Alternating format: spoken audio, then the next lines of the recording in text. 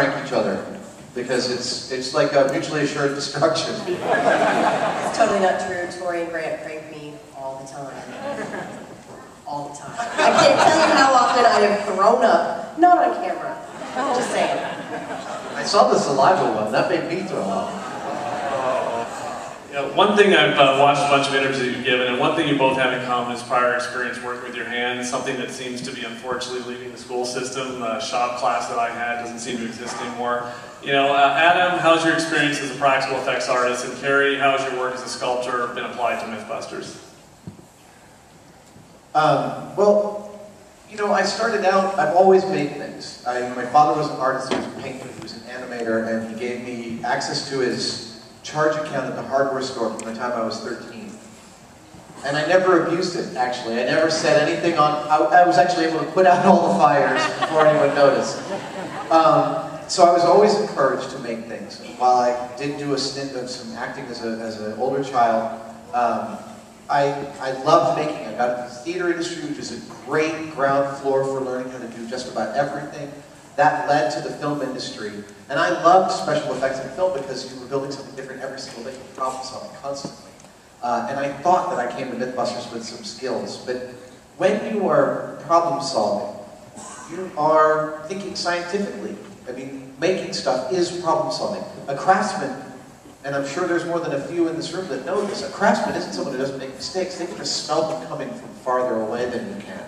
And they can change and move and stop and, you know, avert them. So that has deeply affected how we work on Mythbusters. And it's one of the reasons everyone thinks that we have like a lot of people building stuff for us behind the scenes, and we really don't. There's like 3 guys. And the rest is everything you see us build, we all build. For me, having a background in art, I think helped me immensely become someone who really likes science, because I started to approach it in a very Mythbusters way.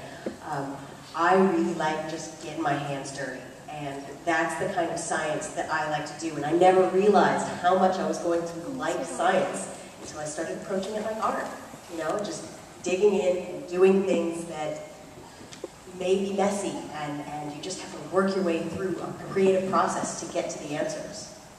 I also think that that's one of the loveliest things about what we've learned on the show, is that science is a messy thing, and it's confusing and concerning, and also in that step of the scientific method that says form a hypothesis, which is what our meetings are all about when we're doing story meetings, like how do we do this? What can we expect to see here? That form a hypothesis part is the most deeply creative thing there is. And trying to, you know, you come up with one, you have to come up with another, or you're arguing it out with, you know, the other Mythbusters, and you come up with five more, and it's a self-generating thing. It's deeply creative. You know, you filmed over 50 episodes in and around Dublin. Raise your hand if you've recognized a street name or a location in Dublin. This is like our second shot. Andrew, a senior at Dublin High School, wondered how much of a factor are local resources like the bomb range when testing myths? For example, are there myths you can't do because you just can't find the right place with the right specifications? Sooner or later, we seem to find the right place. You know, we are very, very lucky to be filming in the Bay Area because we have just such a wealth of things to pull from, and Dublin in particular, the bomb range has made it possible for us to do so many things that we couldn't do anywhere else. You know, also, the relationships that we have is a really good question. One of the things that we do when we sit down and have a story meeting is we plot out what we think is going to happen in the episode, and then we come up with a set of experiments, and you know, it doesn't ever go like we planned. It doesn't, I can't stress that enough, it doesn't ever go like we planned.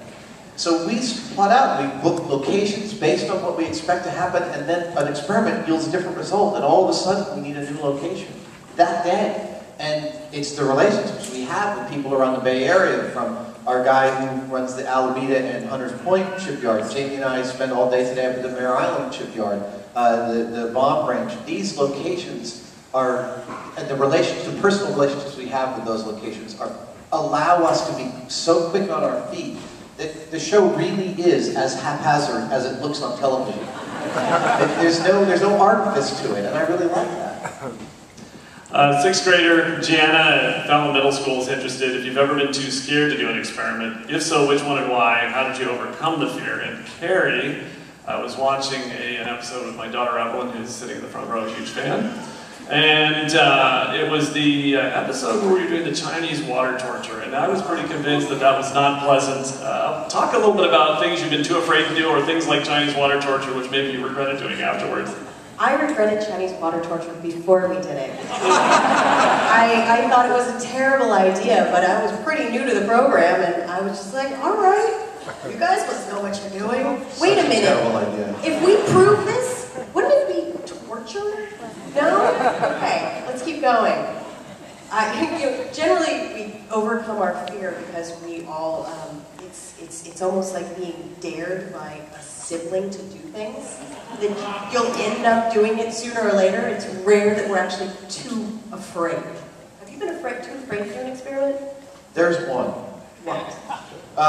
There's this myth that a truck full of liquid oxygen is driving down the highway, and it gets compromised and it spills LOX, what they call liquid oxygen, all over the roadbed. Now, oxygen makes things burn. It's one of the key components. Liquid oxygen makes things burn like you have no idea. So the myth is that the liquid oxygen on the petroleum-based asphalt turns the entire road into a bomb. So we looked into this. We started experimenting with little amounts of liquid oxygen, enough to discover that liquid oxygen is the scariest stuff on the planet. It really will turn an oily rag into a high explosive, and that is no hyperbole there. And it also does it not predictably, which makes it twice as scary. So the cost of not being predictable is such that either you end up with an episode where nothing happens and no one wants to go near the place where nothing's happening, or you blow up way much more. And what happens when you release a cloud of oxygen, of pure oxygen? What does it float down to the freeway and all of a sudden everyone's cars accelerates to like 100 miles an hour? It is a great story, and it is one that we'll just never do. We have some very avid robot makers in the audience today. Can you raise your hands or give a cheer if you're a robot maker? Robots! So Adam, tell me about what you learned from Jamie's robot, Blendo. Has anyone heard of Blendo? If you haven't, definitely Google and YouTube it. And then Carrie, I understand you were able to MC a competition in the robot world. Yeah. So talk about that. I got to MC the VEX World Championships in Disney World. It was amazing. Kids from all over the world filled just this huge auditorium, and it was just seeing that many bright kids, way smarter than I am, running around making these robots and do such incredible things. I was impressed. And in fact, I think there's a team over here, the VEX team over here. These are some of the bright kids I'm talking about. Way back when I was first working for Jamie Hynem in 1992. Wow, yeah. Jamie said, oh, I've heard about this thing called Robot Wars that this guy Mark is starting. And we were part of the very first Robot Wars. And Jamie had this idea that, he's like, I want to build a robot that no one else is thinking about. That's actually one of Jamie's primary modes of thinking. What can I do that no one else is thinking about? Which means that half of his ideas are so harebrained you fear for his sanity, and the other half are so brilliant you fear for yours. So he came up with this idea of taking basically an upside-down block and spinning it to like 30,000 RPM, and then allowing the centrifugal energy of its spinning to run it. It wouldn't need an engine in his mind. It would just, you'd set it free and it would run for the 5 minutes of the competition.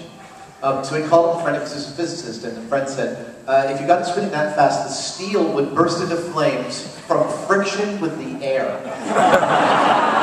In fact, the whole thing might just go pop and just blow up. So he scaled it back to 400 RPM. And Blendo is an upside-down block on a flywheel spinning at about 75 miles per hour. And it had 2 horns on it. And each horn was a piece of hardened steel, tool steel. And the force that Blendo delivered was equivalent to a piece of steel the size of your fist going the speed of sound.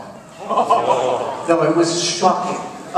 We passed all the safety tests, but each match lasted 5 seconds. It was Blendo enters the arena and tries to steer, which Blendo was not very good at it, but it didn't matter.